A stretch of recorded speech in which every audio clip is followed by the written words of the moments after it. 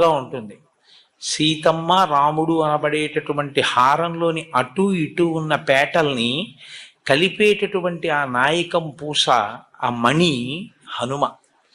ఆయన శ్రీరామాయణానికి అంతటికీ కూడా గొప్ప తేజస్సుని, రామాయణానికి అంతటికీ కూడా అంతటి ప్రకాశాన్ని తీసుకొచ్చినటువంటి మహాపురుషుడు. అసలు స్వామి హనుమ పేరు చెప్తే చాలు, బుద్ధిర్యశో బలం ధైర్యం నిర్భయత్వం అరోగత అజాడ్యం వాక్పటుత్వం చ హనుమత్ స్మరణాత్ లభేత్. హనుమని స్మరించినంత మాత్రం చేత, హనుమకి నమస్కరించి హనుమని సేవించినంత మాత్రం చేత హనుమ యొక్క గొప్పతనం ఎక్కడుందంటే అజాడ్యం. ఆయనని సేవించినటువంటి వారికి జాడ్యము పోతుంది. జాడ్యము అంటే జడత్వము. జడత్వము అన్న మాటకు అర్థం ఏమిటంటే స్పందన శక్తిని కోల్పోవడం. శ్రీరామాయణంలో రామచంద్రమూర్తిగా శ్రీ